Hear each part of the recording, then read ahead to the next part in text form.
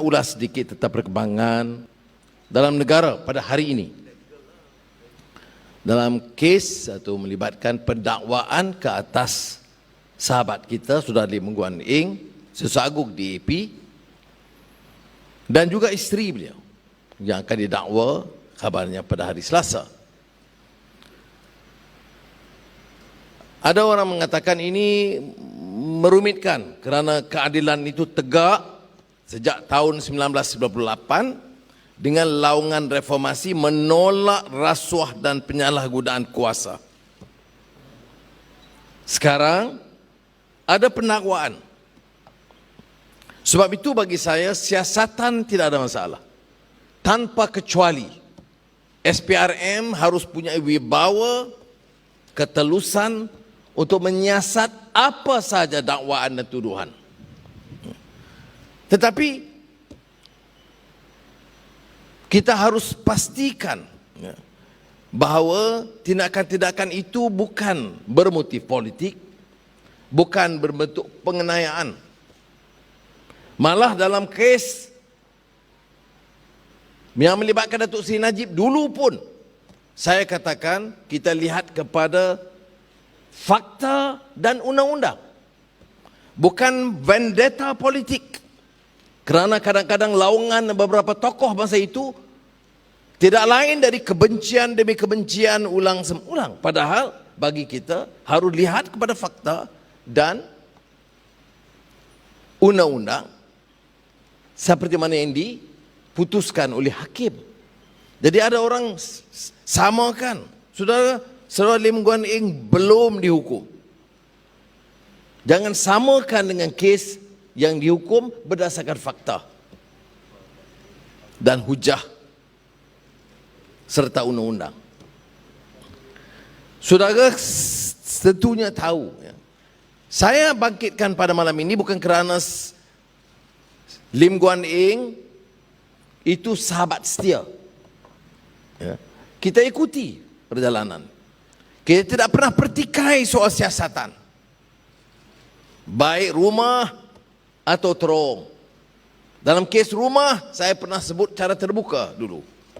Saya lihat rumah semua menteri, semua pemimpin dulu dan sekarang, dan rumah yang milik Lim Guan Eng itu adalah di antara yang sederhana, lebih rendah kategorinya daripada semua rumah-rumah yang lain. Tetapi dia melibatkan pendakwaan. Sekarang kes 2011 yang mengikut urusan tender terbuka biasa yang melibatkan kerajaan China dan kerajaan Malaysia, tanda tangani oleh syarikat dan dihadiri oleh Ketua Menteri pada ketika itu Lim Guan Eng di hadapan Perdana Menteri Tun Mahathir dan juga Perdana Menteri China. Satu perkara lain yang disebut berulang kali oleh para peguam, pendakwaan kes rasuah yang tak sebut rasuah. Tidak ada jumlah, saya tidak tahu. Kemudian, saya membuat ulasan berdasarkan kertas pendakwaan yang saya baca.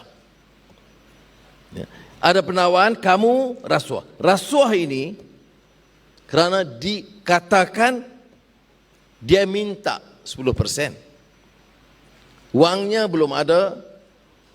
Malah kalau ikut kenyataan Saudara Lim Guan Eng, sepanjang siasatan itu, beliau tidak pernah ditanya di mana wang disimpan, berapa yang diambil, atau disemak akaunnya, atau di rumahnya, dan lain-lain. Saudara, ini membimbangkan kita tentang proses hukum di negara kita. Jadi saya,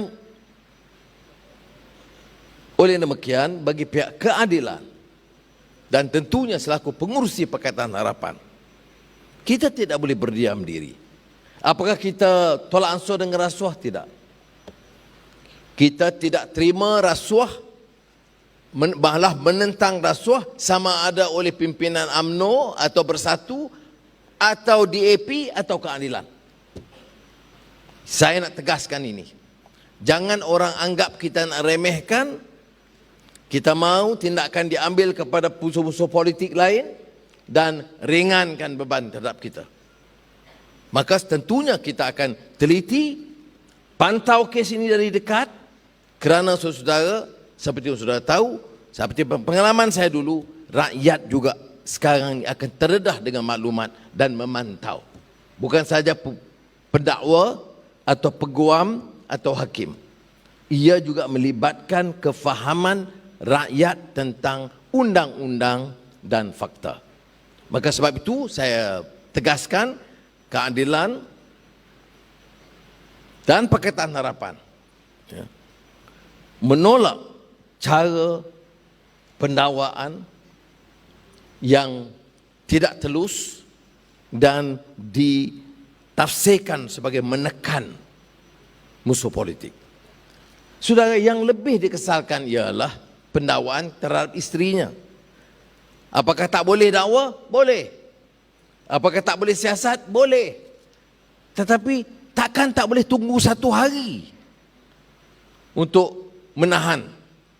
Tak bolehkah isteri ini mengiring sang suami dalam keadaan yang sangat mencabar dalam sejarah hidup mereka, satu keluarga?